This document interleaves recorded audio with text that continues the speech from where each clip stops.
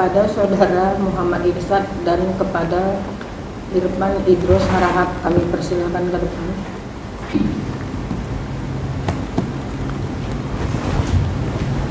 Syukur alhamdulillah. Program Magister Ilmu Al-Quran dan Tafsir dinyatakan bahwa saudara tersebut lulus dalam sidang tesis Prodi Ilmu Al-Quran dan Tafsir Fakultas Usuluddin dan Studi Islam Universitas Islam Negeri Sumatera Utara dengan indeks. Karena mendapatkan gelar magister itu bukan gampang. Orang akan melihat kita ahli, tapi tentunya jangan biarkan setan mengendalikan diri kita sendiri. Jadilah orang yang belum puas dalam keilmuan, karena kata Rasulullah, hal yang berhubungan dengan dunia lihatlah ke bawah, sedangkan ilmu itu hal yang berhubungan dengan akhirat, lihatlah ke atas. Maka kita nggak akan pernah merasa diri kita yang paling bagus. Selamat Irfan Idrus dan Irsyad. Ingat, jangan berhenti di S2 ini saja. Ingat, jadilah padi, semakin berisi, semakin merunduk. Jadilah diri untuk memahamkan kepada orang-orang yang ingin mengenal Al-Quran dengan tafsir bahasa perilaku kalian sendiri. Akhlakul karimah. Halo sahabat semuanya, salam giat. Berjumpa di channel al.andawi.andi. Jangan lupa klik tombol subscribe dan nyalakan loncengnya ya. Terima kasih. Kepada Saudara Muhammad Irsyad dan kepada Irfan Idrus Harahap kami persilakan ke depan.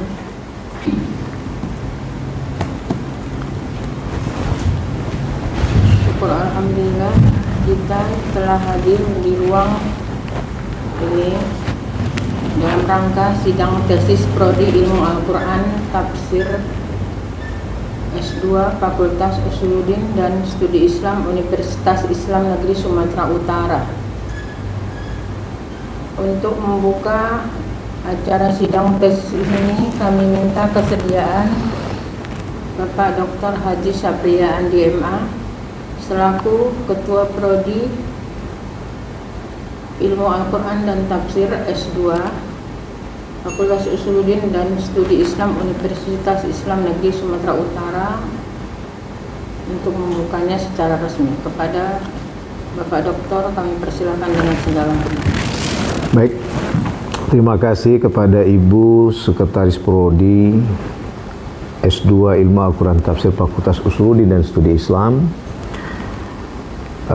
sekaligus sebagai sekretaris panitia dalam pelaksanaan sidang tesis di bulan Februari tanggal 7 2023. Kami hormati Bapak Penguji, Bapak Dr.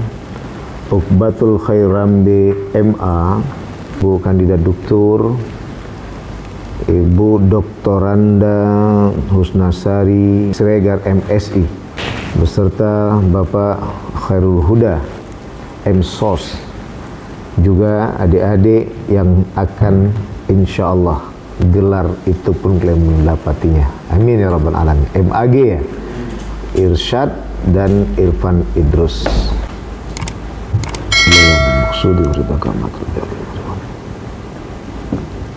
Assalamualaikum warahmatullahi wabarakatuh. Alhamdulillah wa syukrulillah wassalatu wassalamu ala rasulillah Sayyidina Muhammad wa mawalah. Asyhadu an la ilaha illallah wahdahu la syarikalah wa asyhadu anna Muhammadan abduhu wa rasulun nabi ba'dah. Puja-puji syukur kita limpahkan kehadirat Allah Subhanahu wa taala, Tuhan yang Maha Esa. Alhamdulillah atas ridhanya hari ini dengan cuaca yang cerah Allah perkenankan kita bersama berkumpul. Salawat dan salam pada baginda besar Nabi Muhammad sallallahu alaihi wasallam. Atasnya semangat intelektualita juga kita peroleh dalam mengupas makna Al-Quran dengan melalui tafsir Al-Qurannya oleh kalangan mufassirin. Untuk tidak memperpanjang kalam, mari kita buka acara pembukaan acara sidang tesis Pada hari ini, sebelumnya Ustaz sarankan kepada kalian, akuilah diri dengan keyakinan yang sejati bahwa satu-satu tujuan yang harus kalian tuju adalah Allah yang Maha Suci, Tuhan yang kita cintai. Dan satu hal yang kalian pinta darinya atas segala yang ada di muka bumi ini, yaitu keridhoannya. Kalau sudah datang ridha Allah Subhanahu wa taala, Tuhan yang Maha Kuasa, maka kalian akan bisa mempertanggungjawabkan semua ini. Sungguh para penguji adalah berniat dan bertujuan baik. Tapi satu hal yang tidak disukai oleh penguji adalah pertanggungjawaban yang tidak mumpuni dalam diri kalian sendiri. Ingat, irsyad dan irfan harus sadar benar. Analogikanlah tesis ini bagian dari jiwa kalian. Yang kedua adalah harta yang berharga bagi kalian. Maka upayakanlah untuk mempertanggungjawabkannya. Sungguh pertanggungjawaban itu penuh dengan konsekuensi yang luar biasa, tapi senjata utama adalah kesantunan, jangan sampai lupa. Maka mudah-mudahan jalan yang akan dilalui akan dapat dilewati dengan mudah. Untuk dapat kemudahan itu, mari kita buka sidang tesis ini di bulan Februari 2023 tanggal 7 ini dengan membaca Al-Basmalah. Bismillahirrahmanirrahim. Assalamualaikum warahmatullahi wabarakatuh. Demikian pembukaan sidang tesis Prodi Ilmu Al-Quran dan Tafsir S2 Fakultas Usuluddin dan Studi Islam Universitas Islam Negeri Sumatera Utara yang telah dibuka oleh Bapak Dr. Haji Sapria Andi MA selaku Ketua Prodi dan sekaligus Ketua Panitia ujian sidang tesis Prodi Ilmu Al-Quran dan Tafsir S2. Untuk saya menanyakan cara kamu dulu untuk caranya. Ya, bahwa saya bertanya kepada para muridnya, murid Syekh Azra'i, bagaimana Syekh Azra'i Abdul Rauf mengajar dan menerapkan akhlakul karimah kepada para muridnya. Maka dapat dua hasil. Pertama, Syekh Azra'i itu dalam pembentukan akhlakul karimah, kontribusinya pertama dia terapkan itu dalam dirinya. Tunggu. Akhlak itu bisa dibentuk.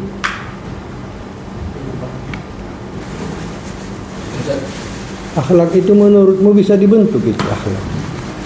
Ya memang begini, akhlak itu kan memang sudah langsung. Ya akhlak dengan adab hampir-hampir bisa. Karena ketika kita cerita akhlak itu juga cerita adab. Bedanya mungkin ruang lingkupnya, kalau adab kan ke akademik, itu jadinya norma-norma di dunia pendidikan. Tapi ketika kita cerita adab, ya pasti tidak akan keluar dari akhlak. Bukan. Akhlak itu, apa perbedaan antara akhlak dan adab? Akhlak sifat yang tertanam dalam jiwa manusia, kemudian dilakukan tanpa ada pikiran langsung, namanya spontanitas. Adab itu bisa kita bilang seperti aturan, ada norma-norma, memang dalam bahasa seperti itu. Tapi dalam KBBI ternyata akhlak itu adalah adab, dan adab adalah akhlak. Saya tanya perbedaannya. Adab itu dia dididik. Jadi orang itu diajari, maka dia nanti menjadi beradab.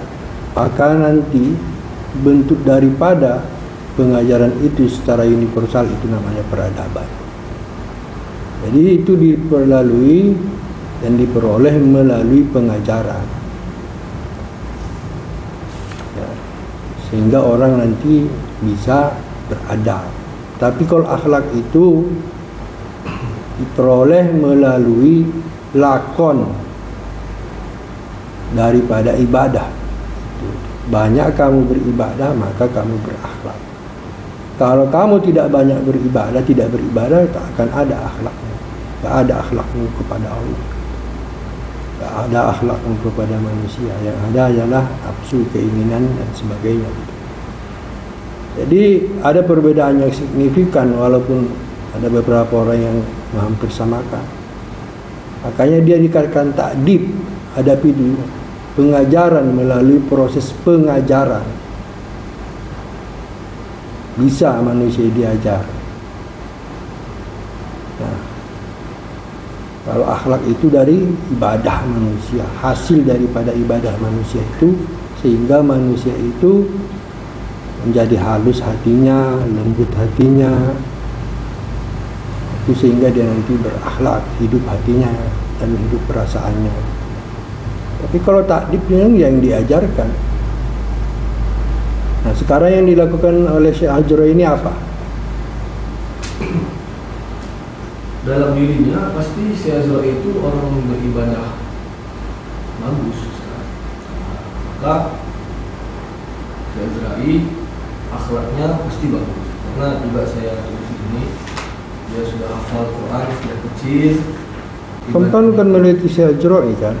Tadi kamu katakan yang kamu teliti adalah murid-muridnya. Saya meneliti Syekh Azra'inya, tapi melalui para muridnya. Karena kan beliau sudah meninggal dan tidak ada karya beliau, maka salah satu cara dalam penelitian studi tokoh yang ditulis oleh Abdul Mustaqim itu bisa meneliti seorang tokoh melalui murid-muridnya. Maka penelitian ini ke situ saja, begitulah. Jadi apa yang kontribusinya kalau untuk pribadinya? Kemudian, tentunya kalau kamu mau melihat kontribusi kan kepada orangnya, bukan kepada Azra'inya. Kontribusi itu kan apa yang telah dihasilkan dia dan diberikan dia kepada orang. Jadi sekarang kepada orang itu apa yang dikontribusikan itu? Murid-muridnya pun hari ini menerapkan apa yang dilakukan oleh Syekh Azra'i.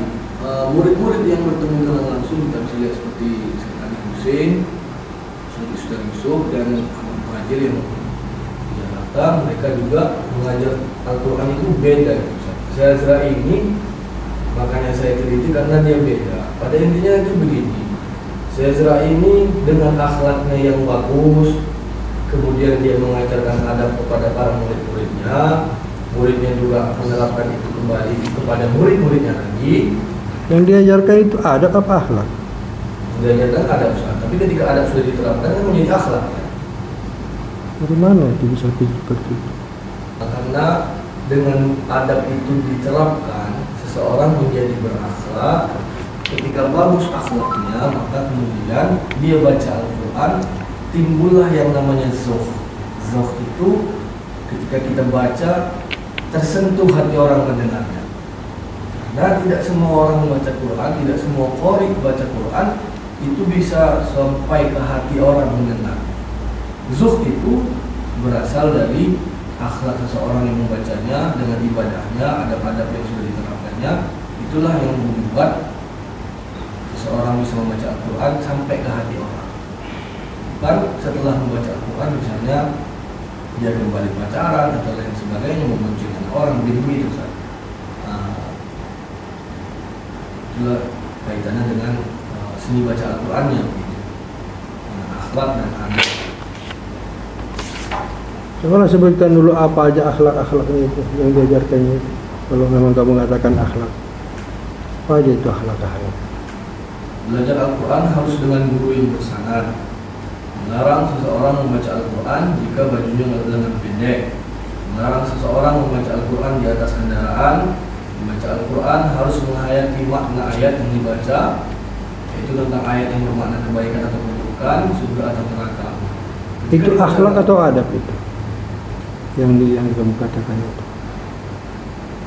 Bisa dibilang akhlak juga, adab juga bisa dibilang adab, bisa juga dibilang akhlak. Tadi kanlah kita pecah. Adab itu melalui proses pendidikan. Akhlak itu diperoleh daripada hasil ibadah manusia. Kamu sepakat nggak itu? Nah, kalau memang begitu, kalau seperti itu yang diajarkan itu adab atau akhlak itu? Mungkin ada sebagian yang adab dan ada sebagian yang akhlak. Yang akhlak yang mana? Yang akhlak adalah ketika dibacakan Al-Quran maka harus benar-benar memperhatikan Al-Quran. Ini memang diajarkan juga, tapi dalam Al-Quran juga dijelaskan kita belajar Al-Quran. Orang nanti dia gini, itulah perbedaannya. Kalau orang sudah membaca Al-Quran terus-terusnya membaca, maka muncul nanti bukan adab, yang muncul itu akhlak. Dari lakonnya membaca Al-Quran itu muncul akhlak. Tapi cara dia membaca itu namanya adab. Kenapa? Dia diajarkan. Ya, takdib namanya. Takdib itu sama dengan mendidik, mengajar itu. Ya. Makanya takdibul akhlak. Mendidik supaya manusia itu berakhlak melalui proses pengajaran. Makanya katakan takdib. Ya. Tapi nanti setelah manusia itu menjalankannya, maka barulah manusia itu berakhlak. Semanapun kamu mengajari seseorang, kalau pekerjaannya itu tidak dilaksanakannya, nggak akan ada akhlaknya. Kamu mengajari orang sholat, ya. Tapi yang kamu ajari tidak melaksanakannya, maka sampai kapanpun tidak akan diperolehnya akhlak itu. Jadi ada perbedaan. Ya, takdib itu ada proses pengajaran. Jadi adapun akhlak itu nanti muncul ketika seseorang sudah melakoni apa yang diajarkan itu. Nah, sekarang begini. Tapi makanya tadi saya rangkul, yang kamu teliti Azrailnya, sementara objek penelitianmu adalah para muridnya. Sekarang begini, saya tanyakan, murid-muridnya itu bagaimana kamu melihat akhlak mereka? Saya kan dapat ini dari para muridnya. Contohlah kita ambil Ustaz Yusuf Ramputi, Ustaz Zaini lah yang ada di Medan. Salah satu poin di sini adalah melarang seseorang membaca Al-Quran dengan baju tangan pendek. Sampai hari ini saya belum pernah melihat Ustaz itu takdib, sekarang akhlak. Tadi kita sudah sepakat. Sekarang begini, orang-orang yang kamu teliti itu apakah orang itu berakhlak atau tidak? Pasti berakhlak. Apa ukurannya? Jadi kan begini, ukurannya kan ini, aturan ini Ustaz. Poin-poin adab ini kan sudah ada. Nah, ketika poin ini diterapkan oleh murid Syekh Azrail, itu kan berarti murid Syekh Azrail itu kan berakhlak. Dan satunya ada Ustaz Zaini Lubis yang ada di Medan. Tidak pernah sepertinya saya melihat dia membaca Al-Quran, mengajar Al-Quran. Maka untuk menjadi dewan hakim memakai baju yang tangan pendek. Enggak usah dia pun seperti itu kalau itu. Semua orang seperti itu. Terakhir, bagaimana Azrail ini cara mengajarkan seseorang supaya berakhlak? Caranya bagaimana?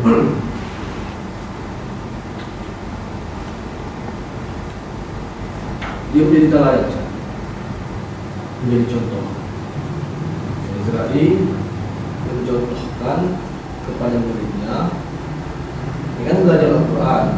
Ini ayatnya bukan diajarkan, contoh aja gitu. Pasif dia, bukan aktif. dilarang ya Ustaz. Kalau contoh itu pasif. Di bahasa Azrail melarang tegas langsung. Ya. Itu baru aktif. Maka tadi saya metodenya bagaimana dia gitu. Dia mencontohkan ya Ustaz. Kemudian dijelaskannya sama muridnya, jangan kalian begini.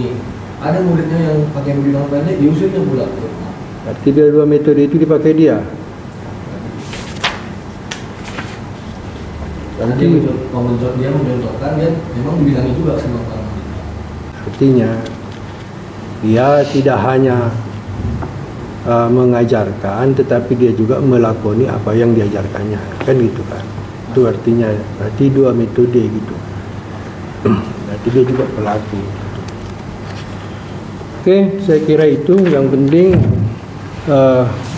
bagi saya, meskipun saya cenderung kepada yang yang digagas dia adalah adab, tapi kamu akhlak. Yang penting kamu bisa mempertahankannya. Gitu.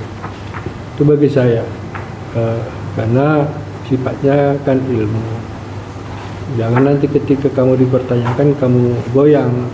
Tapi dari ujian ini saya melihat kamu yakin, Oke, nggak ada masalah gitu. Oke, demikian saya kembalikan, terima kasih. Dr. Haji Saptia DMA yang akan menguji saudara Muhammad Irsad dalam bidang metodologi dan kebahasaan. Kepada Pak Dokter kami persilakan dengan segala hormat. Baik, terima kasih Ibu. Izin Pak Dr. Uqbah. Baik, sekarang giliran Ustadz nih, Irsad, metodologi dan kebahasaan. Yang pertama mau Ustadz tanyakan, metodologi apa yang kamu gunakan? Yang pertama, ini metodologi kualitatif. Kualitatif apa? Deskriptif kualitatif. Dia ada dua itu, perpustakaan dan ada lapangan. Lapangan Ustaz, apa namanya itu? Field research. Oke, field research. Alat apa saja yang kamu gunakan untuk memperoleh data itu? Pertama, ini karena studi Kita ini dari khusus ke umum. Beda kalau statistik kuantitatif itu dari umum ke khusus. Ya, diambilnya teori itu akhirnya dicocokkan yang sesuai berarti H1. Kalau tak sesuai berarti H0. Ya, kita sekarang dari khusus ke umum. Dari kitab kelola ini bisa nanti diberikan kepada orang-orang yang akan membaca. Silakan. metodenya tadi saya bilang kualitatif deskriptif research, kemudian ini kemudian data didapat dari hasil wawancara langsung. Aha, terus wawancara. Yang kedua apa? Dia ada dokumentasi, observasi. Yang ketiga? Dokumentasi. Dokumentasi. Yang pertama tadi wawancara. Yang kedua? Dokumentasi. Oke, itu dua itu aja.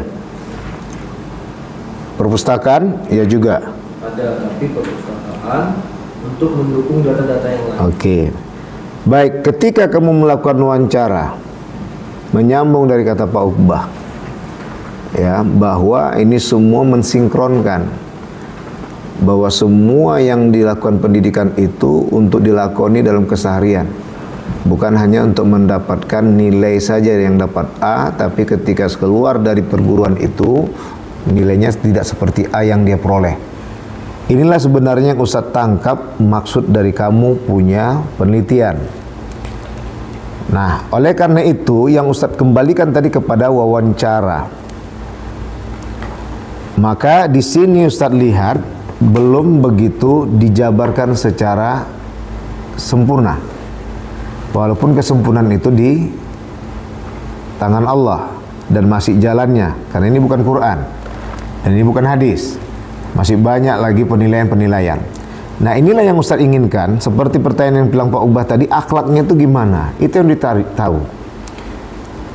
Karena Irsad masih konsentrasinya kepada adab tadi. Meskipun secara KBBI adab itu adalah akhlak. Muatannya larinya kemana? Kepada sebuah tujuan. Tujuan pendidikan secara konvensional membangun moralitas yang dilakoni oleh kalangan masyarakat umum dalam kacamata duniawiyah. Tapi ketika berbicara akhlak dunia dan akhirat, maka tujuan pendidikan dalam Islam membangun manusia yang berakhlak mulia. Artinya dijawantahkan dia dalam kehidupan sehari-harinya. Inilah yang sebenarnya tadi menyambung dari pertanyaan Pak Uqbah tadi, bahwa dari almarhum Syekh Abdul Rauf berupa perilaku yang beliau miliki ketika dalam pendidikan membaca seni Al-Quran ini makin berarti. Hal apa yang diterapkan oleh beliau hingga akhirnya seni bacaan Quran ini tidak hanya sekedar di depan Syekh Abdul Rauf saja waktu ditanyakan atau ketika di saat MTQ dilaksanakan, tapi memang dilakoni sehari-hari. Dengan lembut dia, kemudian dengan bagus dia bertata krama, tutur sapa. Ya, Irsad lah yang rajin-rajin ikut MTQ, bisa kita lihat lah itu. Ya, nanti malah lagi ada saingan sana, saingan sini. Ini kan berupa akhlak itu. Persaingan itu akhlak yang mana itu? Persaingan yang buruk. Itu akhlakus sayyi'ah. Nah, inilah mungkin ada yang harus kamu lanjutkan mulai metode pengumpulan data dengan melalui wawancara yang harus kamu tanyakan oleh sumber primer yang langsung sebagai murid Syekh Haji Abdul Rauf. Ini masukan Ustaz. Ya. Nah, nanti baru dibahasakan itu dengan yang kamu sebutkan. Tadi ada yang menarik. Ketika Pak Ubah nanyakan bentuknya yang mana aja itu. Ada beberapanya adab, kamu bilang ada beberapanya adalah akhlak. Termasuk tadi melarang? Bukan lengan pendek, apa tadi itu? Di sini kamu cantumkan ketika orang ribut, dia diam dan nggak melanjutkan. Artinya bisa jadi karena itu dalam pergulatan pendidikan, langsung Syekh Abdul Rauf mencontohkan dan secara tidak langsung menasihati.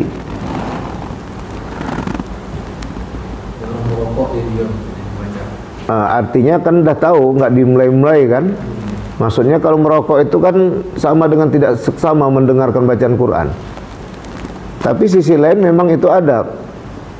Tapi di lain sisi, ketika dia dalam keadaan mendengar Quran, bisa dia diam langsung praktekkan terus. Padahal tidak ada gurunya di situ. Padahal tidak ada yang lainnya di situ. Kan gitu. Itu akhlak. Sama seperti kita waktu dalam keadaan minum. Diajarkan dia bagaimana cara minum. Duduk. Kecuali air jam-jam. Tapi ketika di mana tempat pun dia sudah terbiasa dia. Walaupun orang ramai nggak peduli, dia malu. Ini yang harus kamu cari. Hal-hal yang mengarah kepada akhlak itu. Nah, ini yang terjadi sinkron. Inilah yang dapat membantumu untuk memfinalisasikan hasil dari temuan ini. Gitu ya. Baik, gitu. Yang terakhir, sumber sekundernya apa? Buku terkait dengan akhlak. Buku Tibian dan Muhammad Al-Quran. Buku siapa itu? Imam Nawawi. Nah, sumber primernya samping murid-murid, ada nggak buku beliau di sini? Dari situ nanti kamu bisa menempatkan di mana kamu bisa menjelaskan bahwa di balik pendidikan yang berupa adab secara tadrisiyah, namun itu akan dikembalikan kepada tujuan dari dirosah itu adalah perlakuan. Gitu ya. Baik, sekarang coba lihat tata tulis. Itu udah Ustadz keluarkan di channel kita Al.Andawi Andi, bagaimana menyusun tulisan rapi, dan itu sesuai dengan pedoman yang masih berlaku di pasca sarjana.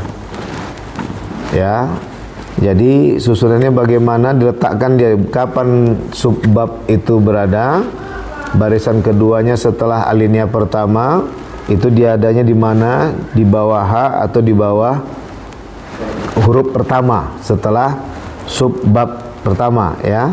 Nanti ada subbab, subbab. Itu nanti dari situ lihat kerapian. Itu ada filosofinya, itu sudah saya jelaskan di channel tuh. Baik, itu nanti diikuti. Ini di sini udah Ustaz lihat di halaman 8. Ketika subbab data primer menjelaskan tentang murid-murid beliau, maka letak subbabnya itu ada di bawah huruf D, bukan di bawah alinea. Letakkan alinea pertama, tapi di bawah huruf D. Meskipun nanti nggak ada apanya, kamu harus hafal itu nanti di apa namanya, tab dalam pengetikan itu.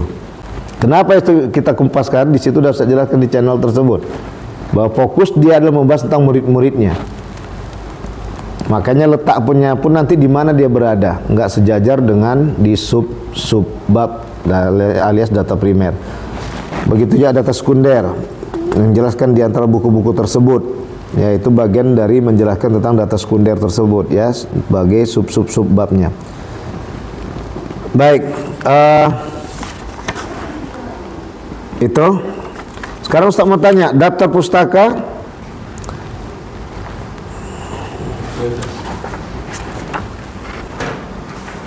nanti lihat juga ya, apa Irsad halaman 89 itu jaraknya jauh kali itu. 88 nomor 7, 89 nomor 8. Kemudian 77 nomor 3. Ya, itu jaraknya sangat jauh. Nomor 4 halaman 80. Ya, diperbaiki lagi itu nanti. Sebelum nanti dibuat untuk menjadi baku dia. Dari mulai itu nanti perhatikanlah letaknya. Itu berapa spasi itu? 1, 2, 3, 4. Baru masuk yang kelima mengajar di halaman 63. Bagian sub bab. Sub bab alias B. Itu ya.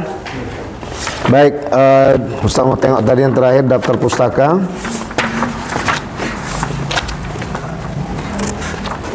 Kemudian ada enggak murid-murid beliau yang menulis buku?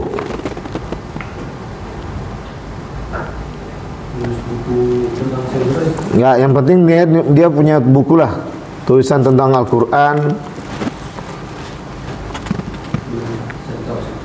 Belum cari tahu. Jadi pas waktu diwawancara itu nggak dicari tahu, nggak ditanya sama mereka ada nggak buku yang mereka punya. Karena biasanya tuangan itu akan tercurahkan ketika mereka dalam menulis buku dan mereka akan mengenang pernah berguru dengan Syekh Ajari Abdul Rauf. Nah, ini sekedar masukan.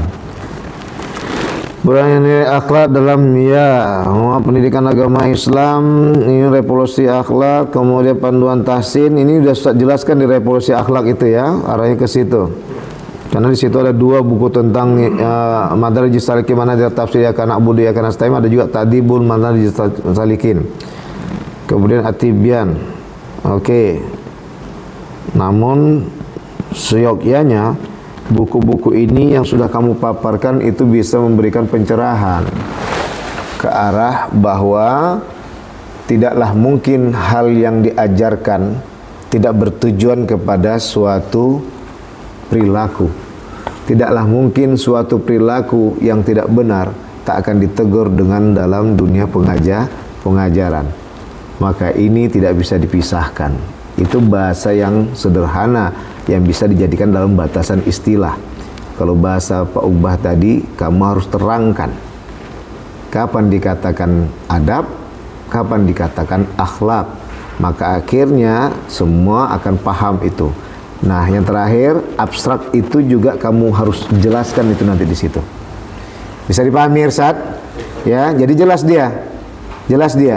Dan masukan dari Pak Uqbah tadi udah luar biasa. Artinya kamu bisa jadi terkoneksi dengan baik. Dan tambah lagi Ustaz bilang tadi bahwa ini tidak bisa dipisahkan. Ini karena seperti suami istri ini. Ya. Atau bisa dikatakan adab itu gabungan dari suami istri, anaknya adalah akhlak. Jadi apapun ceritanya dia punya hasil dari takdiban itu. Nggak akan mungkin semua pendidikan dilakukan tanpa melihat hasilnya. Gitu ya. Baik, terima kasih Bu Usnah. Assalamualaikum warahmatullahi wabarakatuh. Di situ kamu menyatakan, menulis bahwa suku Batak Angkola itu sudah ada 9.000 tahun sebelum Masehi. Apa betul itu?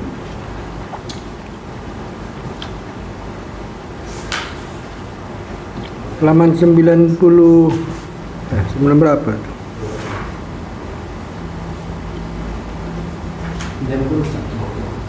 90 saya kira tadi. Iya, satunya itu.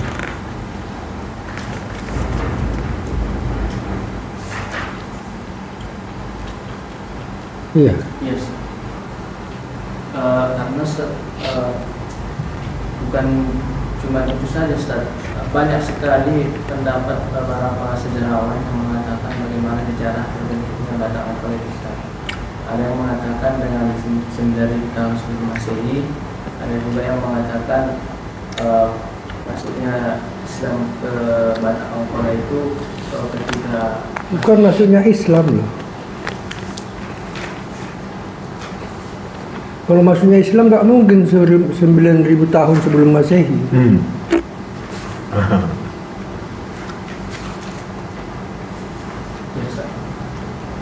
terbentuknya daerah suku Batak Ampel itu mulanya 9.000 tahun sebelum Masehi. Apa argumentasi yang bisa kamu jelaskan mengenai itu? Ini saya dapat Ustaz dari surat Pembawa Holim ataupun adat undang-undang dari Taman Besar Atas. Kenapa nggak kamu tulis di sini? Nggak ada keterangannya di sini. Di halaman 91 Ustaz. Di halaman 91. Surat Tumbangan Holim. Yes. Itu dari terbentuknya kampung-kampung itu seperti Mangaledang, apa lagi itu. Kampung-kampung itu memang udah 9.000 tahun sebelum Masehi udah ada itu kampung itu gitu. Masih berbentuk kerajaan Ustaz. Kerajaan apa? Batu Nadu kerajaan apa tuh? Kerajaan Sabungan, Batu Nadua, Sikorak, Seragundi dan Moratais. 9.000 tahun sebelum Masehi. Itu kamu apakan dulu dah. Sedangkan sekarang aja di kampung itu masih sedikit manusia. Dari mana mungkin kalau dia 9.000 tahun, saya kira sudah menjadi kota lah itu. Sekarang ini tetap kampung juga nyawa. Batu Nadu itu berapa orang lah situ manusianya. Mangaledang itu berapa orang lah di situ. Jadi kecamatan pun tidak. Logikanya gitu. Gimana menurutmu itu? Ada analisa kamu tentang hal itu gitu? Saya tidak ada Ustaz, cuma saya dapat dari surat Pembawa Holim itu memang begitu Ustaz. Ya, cobalah kamu nanti kamu ulanglah. Ya dia gini, kalau seandainya ada kota yang sudah 10.000 tahun, Sudah maju. pasti sudah maju lah, ataupun sudah hilang. Sekarang yang kamu katakan ini masih eksis, masih ada. Kalau untuk kerajaannya itu sekarang tidak ada lagi Ustaz. Tinggal peninggalannya. Saya tidak menanyakan kerajaan. Ini kan argumentasi yang di sini kamu mengatakan bahwa sejak 9.000 tahun sebelum Masehi suku Batak Angkola itu telah ada. Salah satu indikasinya yang kamu katakan adanya sehingga sekarang ini desa-desa seperti Batu Nadua, seperti Mandala Sena. Nah, faktanya sekarang yang kamu katakan di situ itu masih kampung sekali gitu. Itu sekarang ini kalau dibandingkan 100 tahun yang lalu pun mungkin masih hutan itu gitu. Dari mana kau bisa menyatakan bahwa nama kampung-kampung itu sudah ada semenjak 9.000 tahun yang lalu? Sebelum Masehi. Sebelum Masehi loh. Kamu tahu apa itu sebelum Masehi? Sebelum Nabi Isa. Masih Ustaz, masih diperkirakan Ustaz, tidak pasti. Iya. Tapi kamu menyajikan data ini seperti itu di sini. Makanya saya bilang cross check gitu. Supaya nanti valid gitu. Dan yang kedua, ini untuk pendalaman saja sama kamu, meskipun kita sudah bimbingan. Pembagian waris di dalam suku Batak itu macam mana gitu, secara keseluruhan? Secara keseluruhan Ustaz, dalam suku Batak Angkola, anak perempuan tidak mendapatkan warisan. Meskipun dia mendapatkan warisan, itu hanya pemberian dari abangnya, saudaranya, atau kalau bahasa Batak Angkolanya kolong mariboto. Ya. Itu anak laki-laki yang bungsu yang paling kecil. Ini ada kekhususannya, itu mendapatkan bagian rumah. Dan rumah tersebut tidak dimasuk kategorikan bagian warisan. Kalau Halim Simai tadi memiliki tanah 2 hektar dan anaknya 2, anak sulung 1 hektar, anak bungsu 1 hektar, dan rumah otomatis mendapat bagian anak bungsu. Ada nggak penghalang di dalam pembagian waris itu seperti dalam Islam gitu? Penghalangnya bisa saja Ustaz, misalnya kan tidak ada anak laki-laki, maka otomatis yang mendapat rumah tersebut anak perempuan yang paling besar. Terus? Kemudian jika anak bungsu tidak tinggal di kampung, misalnya katakanlah dia tinggal di kota Medan, maka anak sulung yang tinggal di kampung bisa saja meminta izin supaya tinggal di rumah peninggalan warisan tersebut. Meminta izin atau menjadi hak milik? Bukan menjadi hak milik, Ustaz. Minta izin tinggal sementara sebelum mempunyai rumah sendiri. Kalau hak milik tetap sama? Hak milik tetap menjadi anak bungsu yang tinggal di kota. Tetap menjadi Hak milik anak bungsu. Milik anak bungsu. Nah, oke. Sekarang itu dari segi pembagian adat Batak, ya.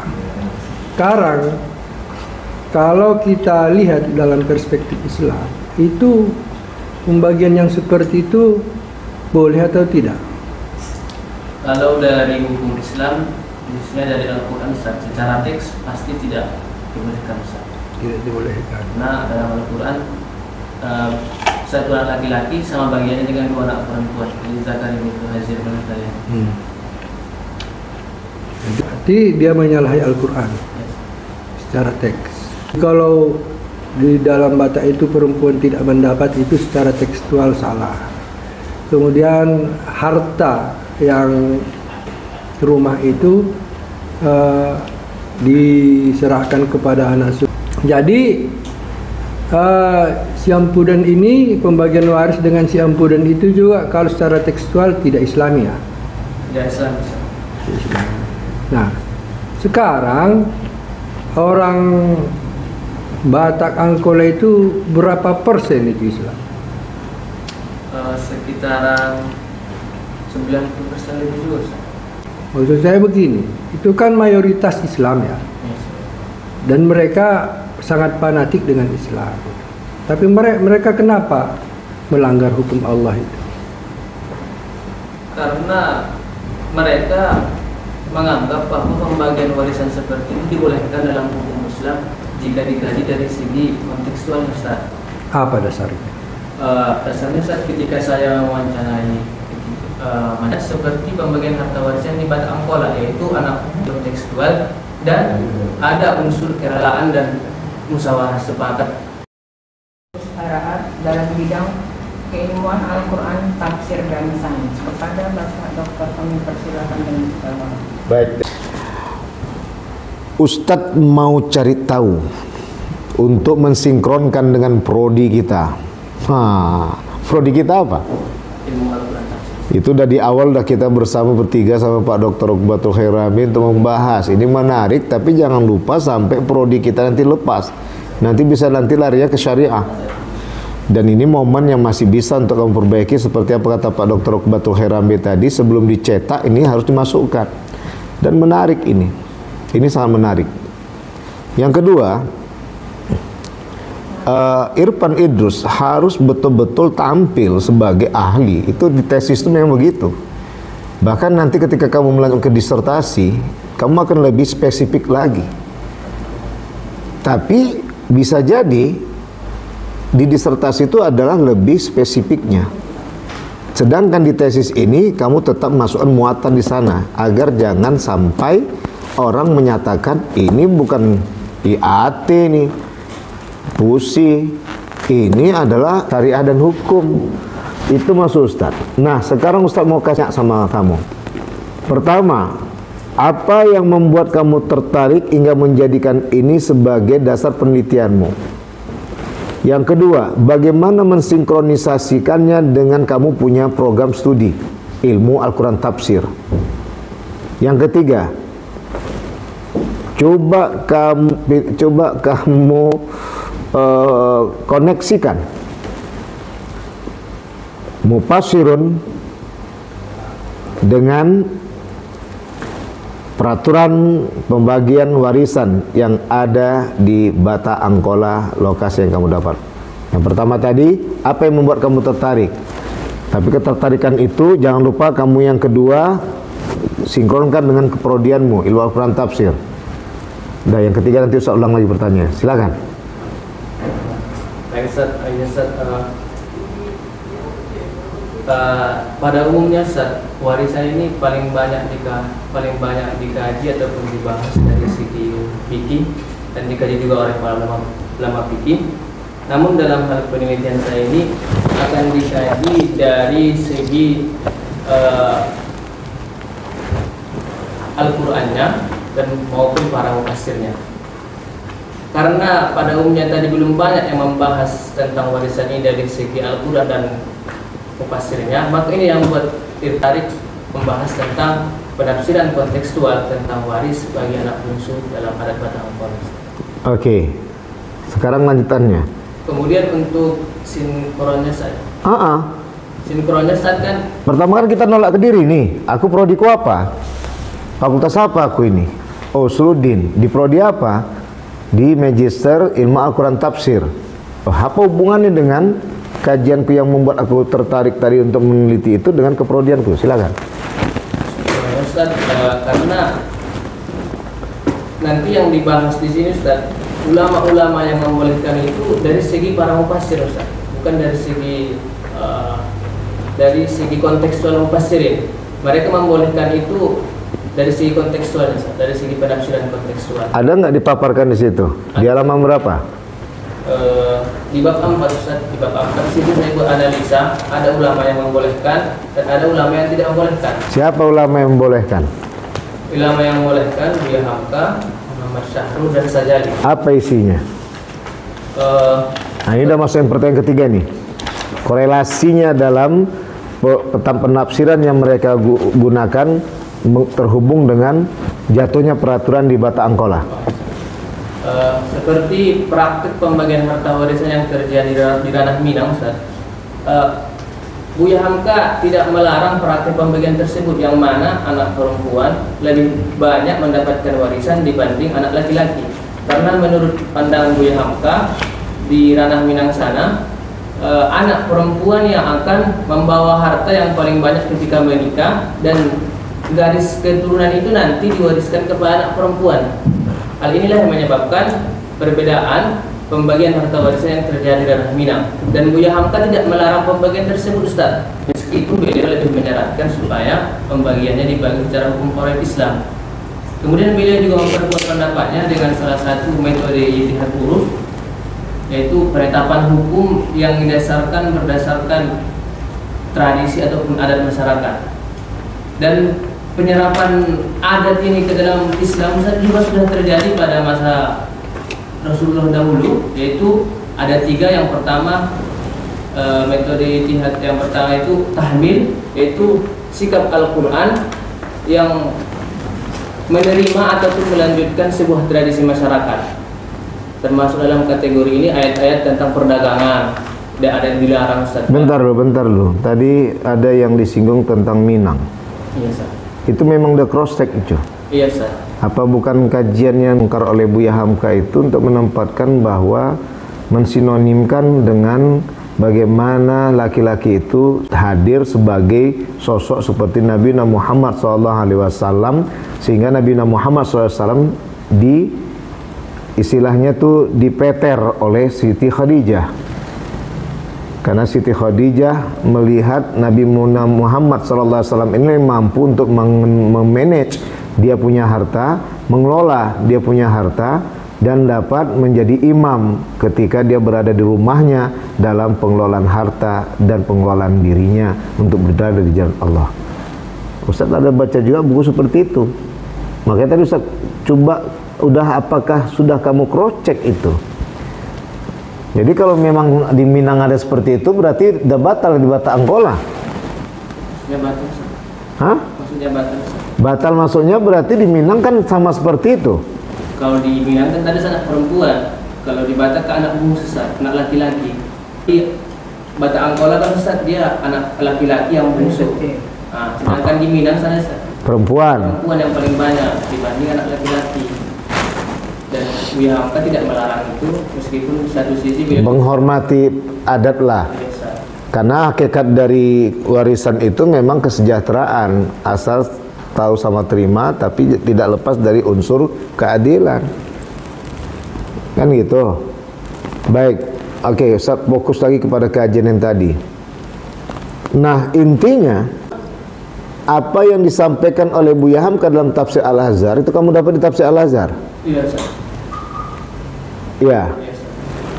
Kamu berani langsung menganalisanya bahwa itu dengan kamu analogikan kepada kehidupan di Batak Angkola. Tapi itu Ustaz perlu juga untuk kamu jelaskan secara singkat sehingga mereka yang membaca tidak langsung terjerat untuk menyamakan pikiran dalam membaca itu seperti apa yang ada di Bata Angkola. Artinya ketika mereka penasaran, mereka akan menjadikan itu sebagai sumber utama tesis menginspirasi mereka untuk melakukan penelitian berikutnya. Mungkin pindahnya ke Minang karena ada tulisan di situ. Baik. Selain Bu Yamka siapa tadi?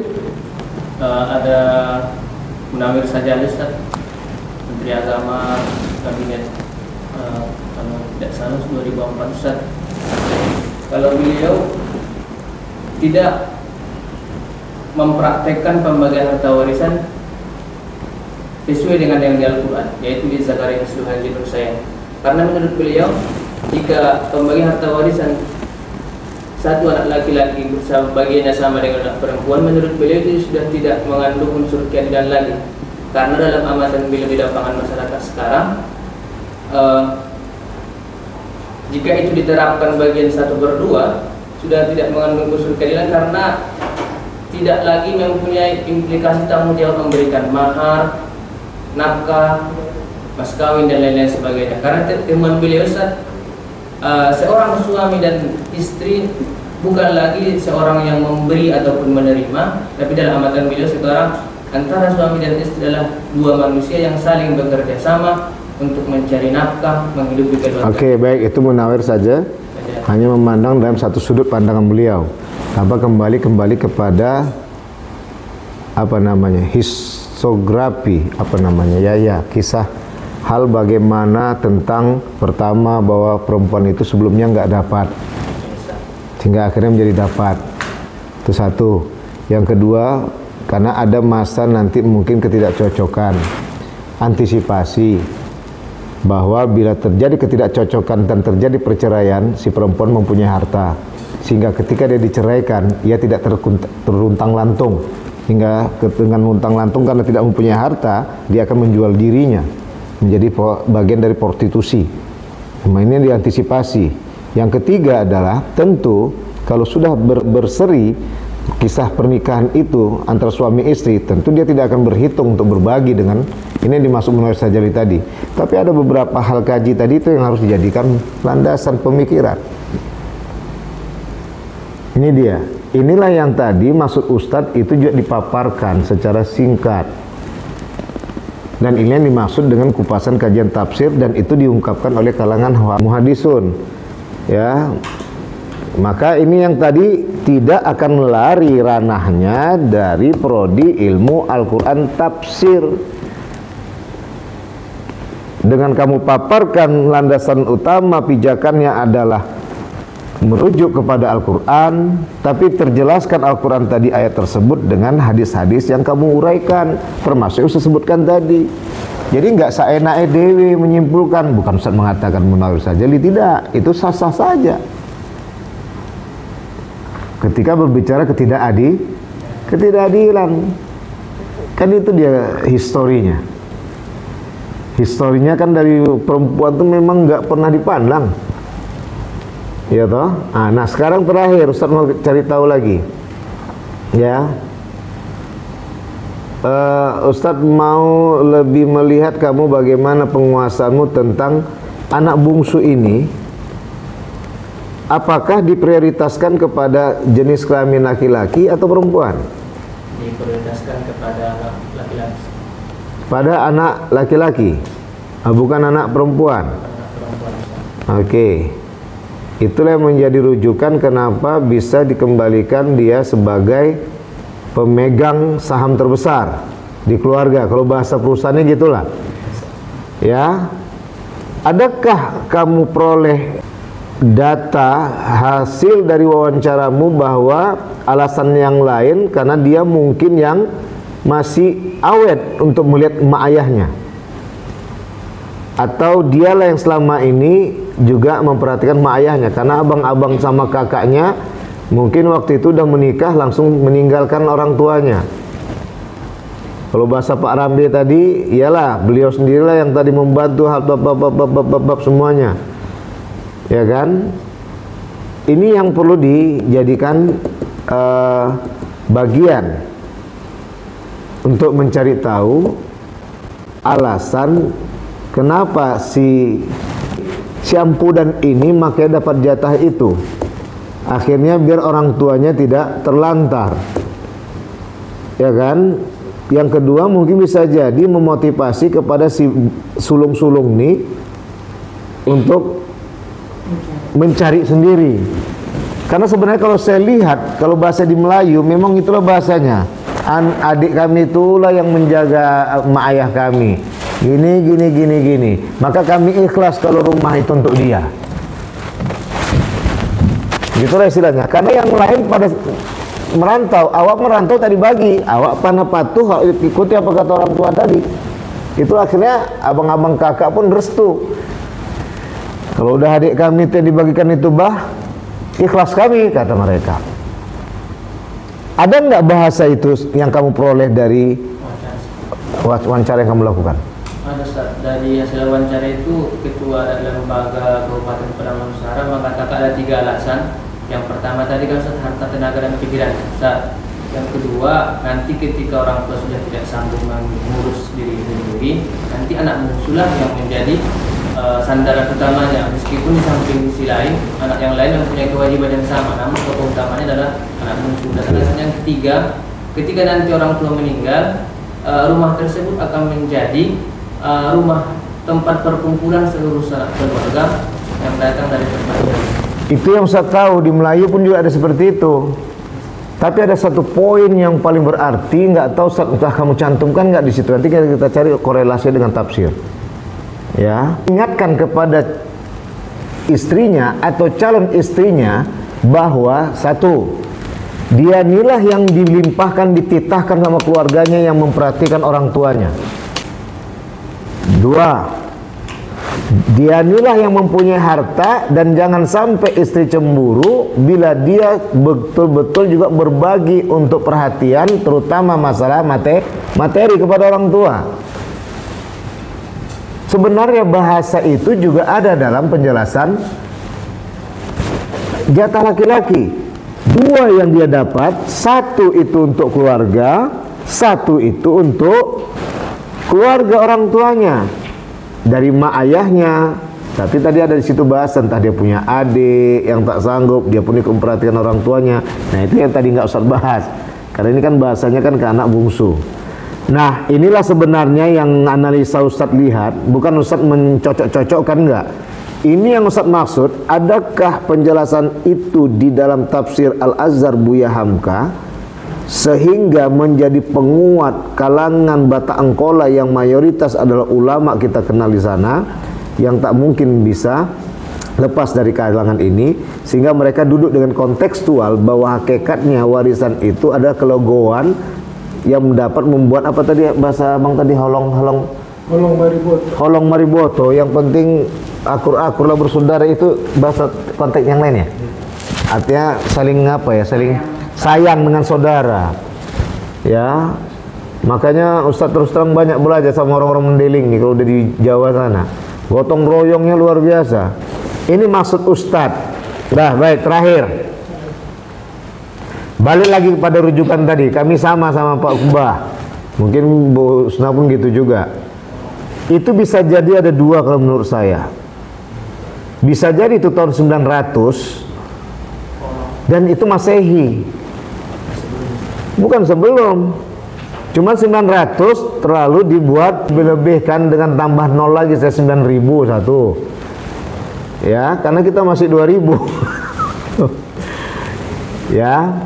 Yang kedua adalah itu sebenarnya Masehi, bukan sebelum Masehi.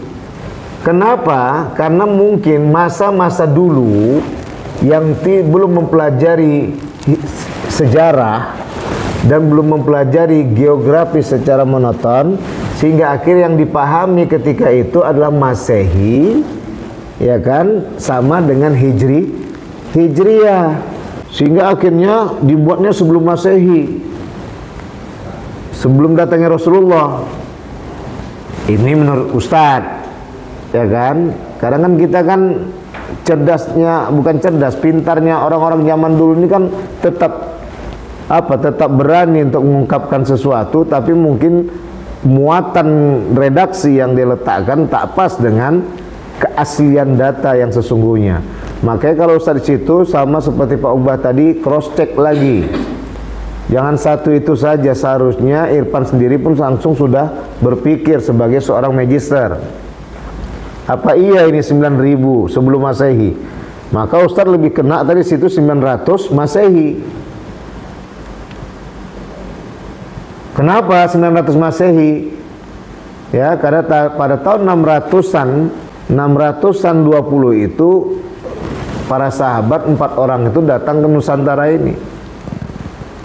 Dan Bata Angkola itu termasuk orang-orang yang bersinggungan dengan Islam. Tentang peraturan hukum mungkin diberikan kemudahan sesuai kadar pemikiran mereka, ala qadri ukulihim, maka lahirlah tadi tidak monoton sehingga datang hal seperti itu. Ini analisa Ustadz. Kenapa tadi muncul plap sampai anak laki-laki tadi diberikan limpahan titah dan akhirnya diberikan penghormatan karena sampai meninggal mak ayah dia dan dia rela tidak untuk merantau, mengukung kemerdekaan dia untuk bisa pada laki-laki kepingin melihat dunia lebih luas. Dan itu adalah hadiah yang sangat kecil kalau menurut Ustadz, karena hadiah yang terbesar itu adalah kebebasan. Daerah mana tadi? Padang Lawas. Orang mau ke Padang Bukit Tinggi dia nggak nyampe-nyampe karena selalu berfokus untuk memperhatikan orang tuanya gitu loh. Apalah arti dari harta itu kalau dia tak dapat menjangkau matanya kepada pandangan yang luas dari ciptaan Allah ini. Inilah penghormatan tadi. Namun satu hal adalah sebagai bagian holongan tadi, bahwa itu rumah bisa jadi tempat perkumpulan. Baik, itu ya. Itu yang jadi masukan Ustadz. Kamu cari betul sehingga muatan prodi ilmu Al-Quran tafsir tidak lari dari penelitian ini. Nanti kamu bisa dipindahkan ke Fakultas Syariah dan Hukum. Betul nggak? Makanya batasan istilah nanti kamu masukkan di situ. Ya, bisa dipahami ya Pak Nidrus? Oke, terima kasih Bu Husna. Assalamualaikum warahmatullahi wabarakatuh. Kepada tanah perjanjian kepada Bani Israel, Bapak Surgawi yang memelihara putra putrinya. Jadi Alkitab memberikan peraturan khusus mengenai hak waris tanah keluarga. Pertama, jika yaitu yang pertama, putra sulung mendapatkan jatah 2 kali lipat dibanding saudara-saudara yang lainnya. Yang kedua, jika tidak memiliki putra, maka anak perempuan boleh mewarisi tanah ayahnya. Dan yang ketiga, jika tidak memiliki keturunan, maka tanah tersebut harus diberikan kepada saudara yang jauh. Nilai yang hampir mirip dengan pembagian harta warisan yang terjadi di daerah Bata Angkola. Kemudian dalam ajaran agama Hindu, menggunakan sistem kekerabatan patrilineal, yaitu ikatan bentuk kerjasama yang ditarik berdasarkan garis keturunan ayah. Asasnya disebut purusa ataupun asas kebapaan.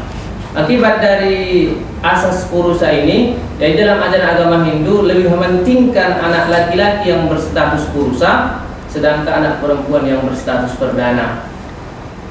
Kemudian maka hal itu menyebabkan pembagian harta warisan lebih dominan diberikan kepada laki-laki daripada anak perempuan yang berstatus perdana. Untuk anak perempuan hanya diberikan sesuai dengan keikhlasan orang tuanya. Kemudian dalam ajaran agama Buddha, mereka tidak mengenal pembagian harta warisan dalam bentuk benda-benda materi ataupun benda-benda keduniaan.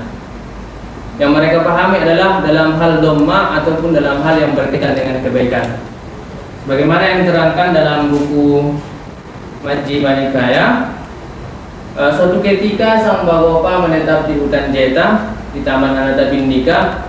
Di sana beliau memanggil para bhikkhu. Para bhikkhu menjawab, dan kemudian Sang Bhagopa berkata, "Wahai para bhikkhu, jadilah pewarisku dalam dhamma," maksudnya dalam hal yang berkaitan dengan kebaikan, bukan dalam hal yang berkaitan dengan benda-benda materi. Kemudian ini alasan Bata Angkola memberikan rumah kepada anak bungsu yang pertama. Rumah diberikan kepada anak bungsu disebabkan dalam masyarakat Batak Angkola memiliki landasan bahwa tenaga, harta dan pikiran yang diberikan kepada anak bungsu belum sebanding dengan apa yang sudah diberikan kepada anak sulung. Jadi sebagai penebusannya diberikanlah rumah tersebut kepada anak bungsu untuk menopang kelangsungan hidupnya.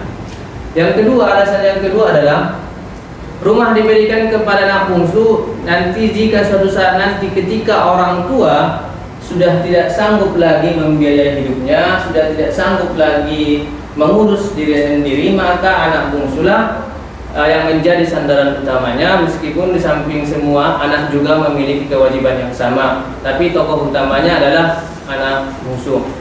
Dan alasan yang ketiga adalah rumah diberikan kepada anak bungsu disebabkan saat kedua orang tua sudah tidak ada, maka rumah tersebut menjadi tempat perkumpulan seluruh sanak keluarga agar jalinan keluarga tetap terjalin.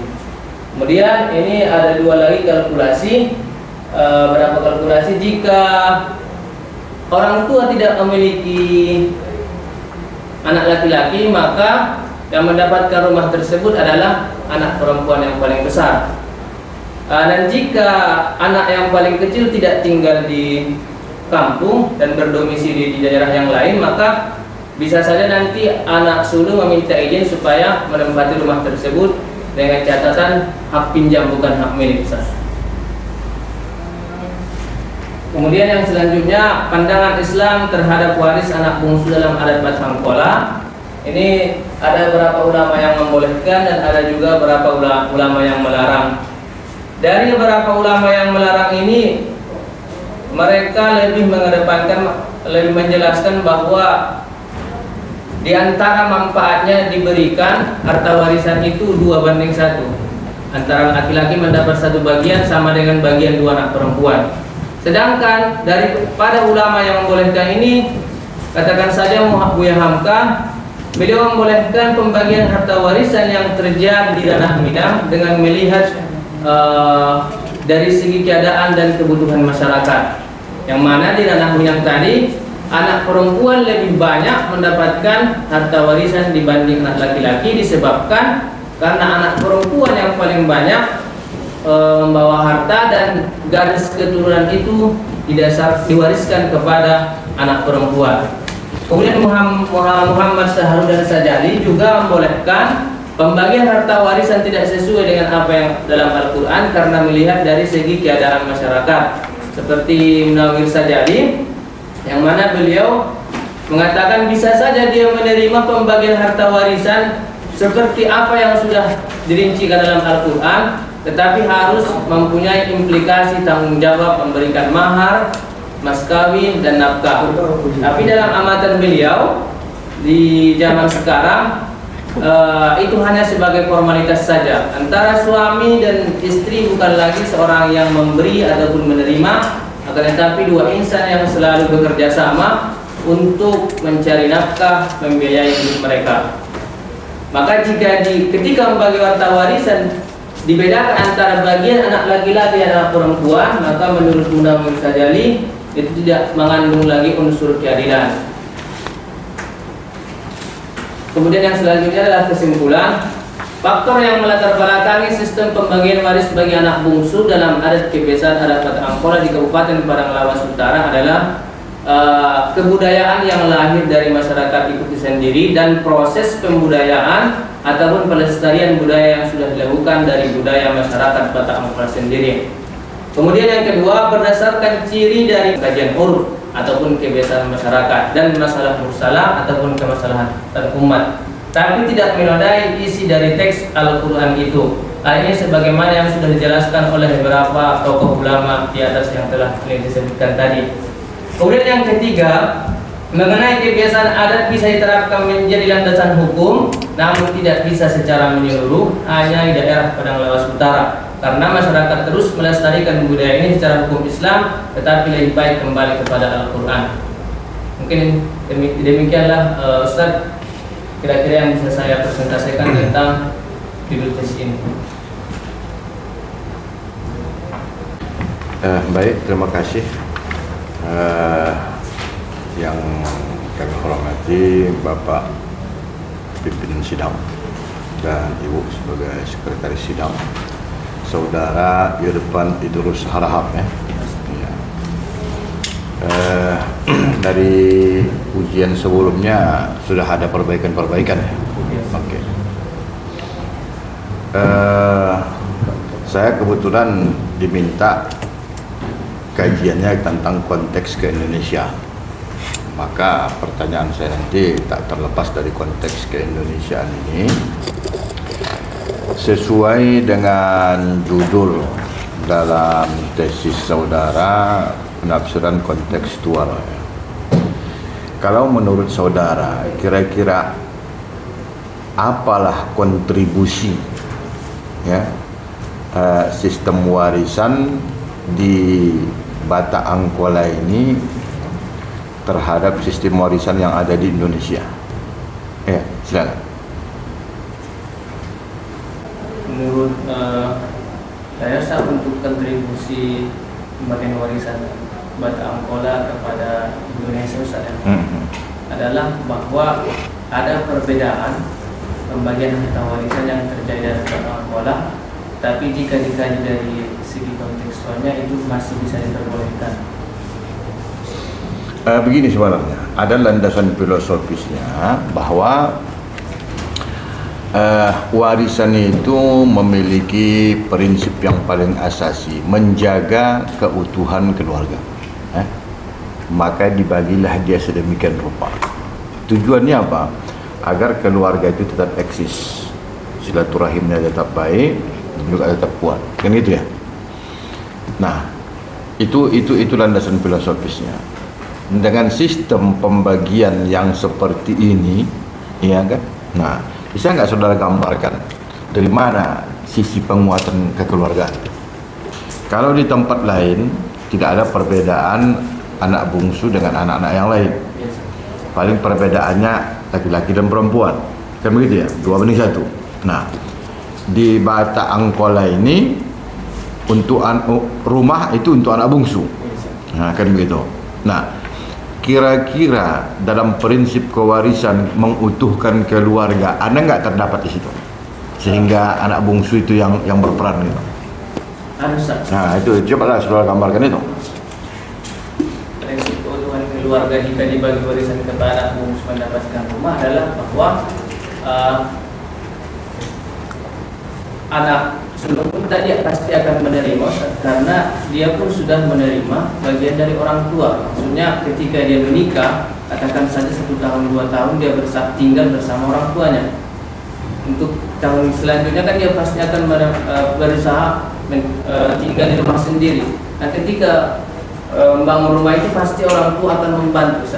Orang tua yang cinta kepada anaknya, yang sayang kepadanya pasti akan membantu itu. Sedangkan anak bungsu tadi masih kecil saat belum menikah, orang tuanya sudah tua, pasti dia tidak sanggup mendirikan rumah sendiri, maka diberikanlah rumah. Bahwa membaca Al-Quran itu ada aturan-aturannya, ada adab-adabnya, kemudian adab-adab itu dilaksanakan dengan cara apakah itu Syekh menampilkannya sebagai lakon, apakah dia ajarkan sebagai nasihat kepada para muridnya. Makanya nggak begitu dikenal kali ya Azhar Abdul Bediwin. Nah, orang-orang antiknya pula yang mengenalnya. Karena apa? Tadi bukunya. Karena dia belum sampai kepada tingkat pemikiran. Paling tinggi itu adab. Kalau tidak seni. Tapi sesungguhnya seni dan adab, ada hal yang baru ditawarkan Azhar Abdul Rauf atau hanya sekadar mengimpor dari luar bawa kemari? Begini, Irsyad kan meneliti, maksudnya wawancara dengan muridnya.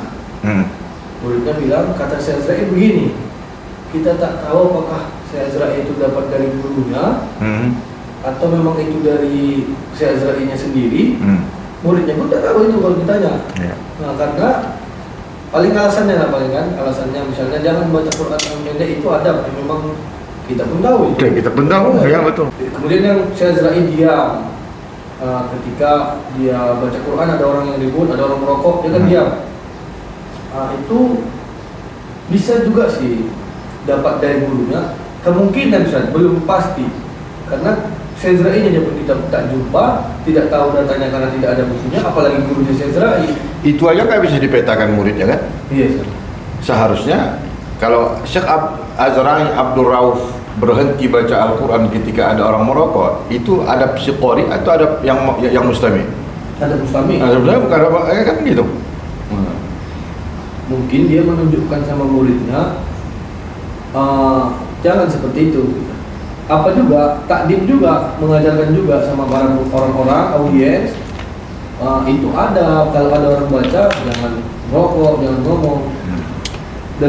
Pas pula dia yang baca kan, pas dia pula yang baca, jadi cara membilangkannya itu diam.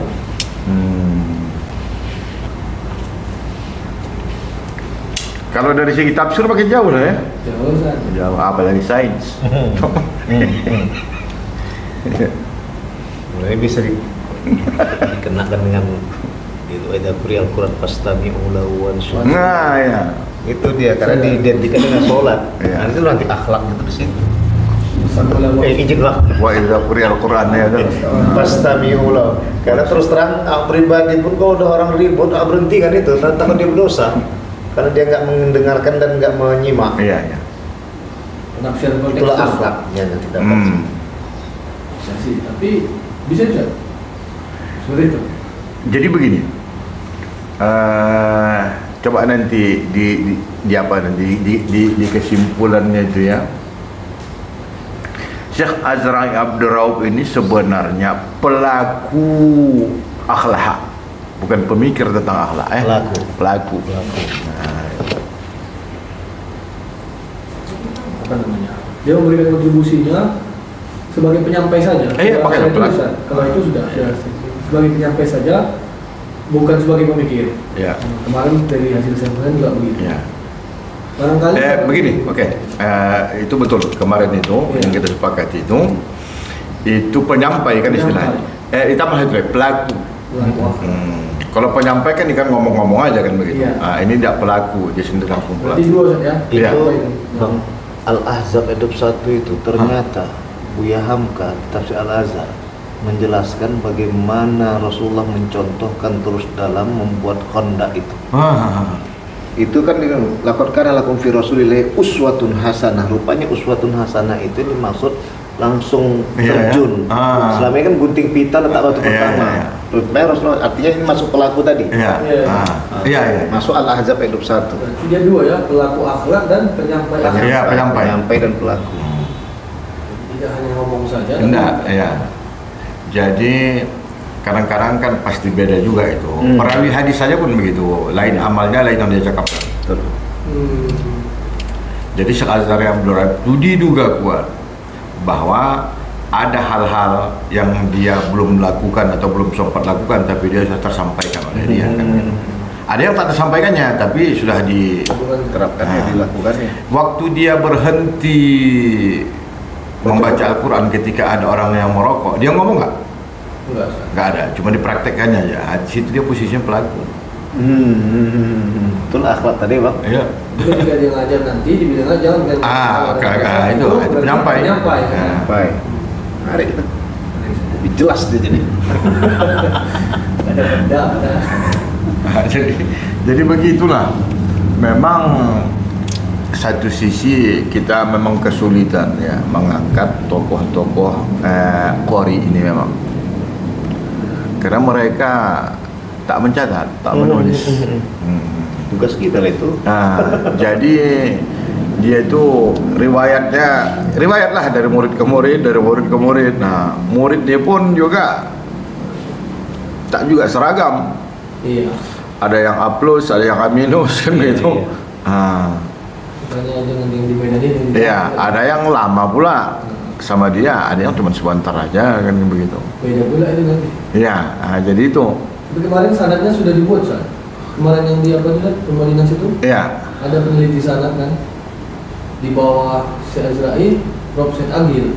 Ya. Baru terus katanya ke samping Ustaz Zaini sudah amal terus itu. Karena yang membuat orang juga.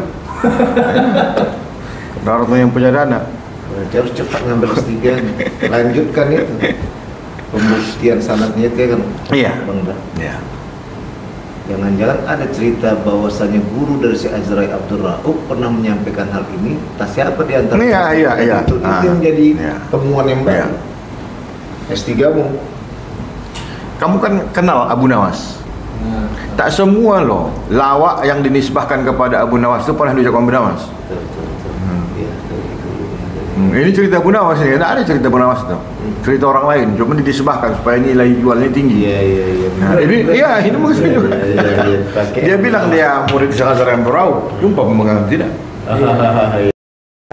Waalaikumsalam warahmatullahi wabarakatuh. Berita acara sidang tesis Prodi Ilmu Al-Quran dan Tafsir S2, Ketua Panitia Sidang Tesis Prodi Ilmu Al-Quran dan Tafsir Fakultas Usuluddin dan Studi Islam Universitas Islam Negeri Sumatera Utara, Medan, bersama anggota penguji lainnya yang diangkat berdasarkan SK Dekan Fakultas Usuluddin dan Studi Islam nomor 07 tahun 2022 setelah memperhatikan hasil ujian komprehensif, seminar hasil tesis, dan sidang tesis dari mahasiswa nama Muhammad Irsad NIM 0441203017, program Magister Ilmu Al-Quran dan Tafsir, dinyatakan bahwa saudara tersebut lulus dalam sidang tesis Prodi Ilmu Al-Quran dan Tafsir Fakultas Usuluddin dan Studi Islam Universitas Islam Negeri Sumatera Utara dengan indeks prestasi kumulatif 3,72 dengan judisium sangat memuaskan, sehingga kepadanya diberi hak memakai gelar Magister Agama atau MAG dalam Ilmu Usuluddin dan Studi Islam. Medan, 7 Februari 2023.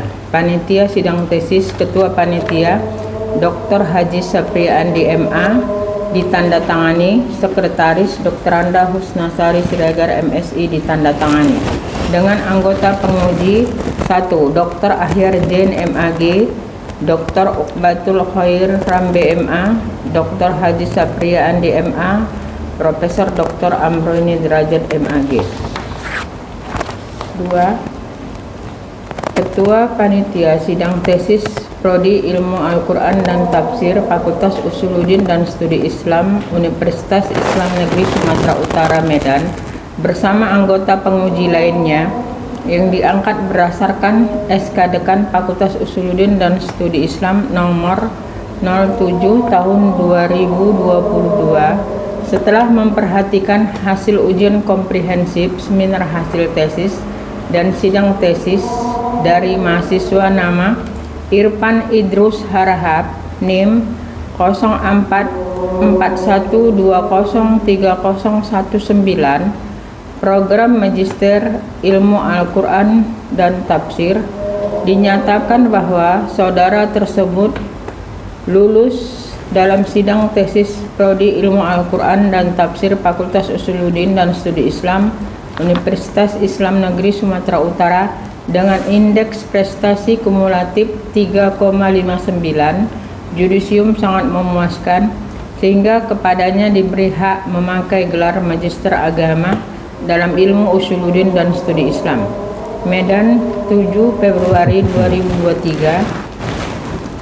Panitia Sidang Tesis, Ketua Dr. Haji Sapria Andi MA, ditandatangani Sekretaris Dr. Anda Husnasari Siregar MSI, ditandatangani dengan anggota penguji 1. Dr. Haji Sapria Andi MA, 2. Dr. Ahyar Zain MAG, 3. Dr. Uqbatul Khair Rambe MA, 4. Profesor Dr. Amroini Derajat MAG. Demikian hasil sidang tesis kita hari ini. Mudah-mudahan dapat mendapat berkah dari Allah Subhanahu wa taala. Amin ya Allah. Dan kami minta kesediaan Bapak Dr. Haji Baik. pada Dr. kami persilakan dengan segala hormat. Terima kasih. Assalamualaikum warahmatullahi wabarakatuh. Waalaikumsalam warahmatullahi wabarakatuh. Salam giat. Alhamdulillah, akhirnya kebahagiaan yang terindah bagi kalian berdua saat ini nyata-nyata separuh jiwa itu telah menyatu dalam diri kalian. Nah, alhamdulillah disaksikan bahwa bagaimana kalian telah betul-betul untuk menguasai itu. Tapi ingat, ini belum berhenti. Penelitian irsyad dengan Syekh Ajrai Abdul Raub dan juga penelitian Irfan Idrus dengan bata angkola melalui pewarisan dalam kacamata tafsir itu masih belum perfect. Karena perfectnya itu nanti adalah di wilayah S3, disertasi. Karena nanti siapapun yang berbicara tentang bagaimana hal-hal yang berhubungan dengan bata angkola, terutama dalam warisan, dalam kacamata mufassirun, itu nanti akan mengarah kepada Irfan Idrus. Begitu juga berhubungan yang bicara tentang Syekh Ajrai Abdul Raub tentang akhlak dan adab, karena yang menarik itu sampai luar biasa hebohnya kajian tersebut dan kita mempunyai titik temu. Karena tadi sudah diungkapkan dalam adab itu tidak bisa dipisahkan dengan akhlak. Akhlak tidak bisa dipisahkan dengan adab, tapi ini harus dijelaskan dengan kajian seperti yang disampaikan oleh Dr. Ahyardian tadi, penyampaian dan perlakuan dan penyampaian, intinya semua sama adalah pemahaman.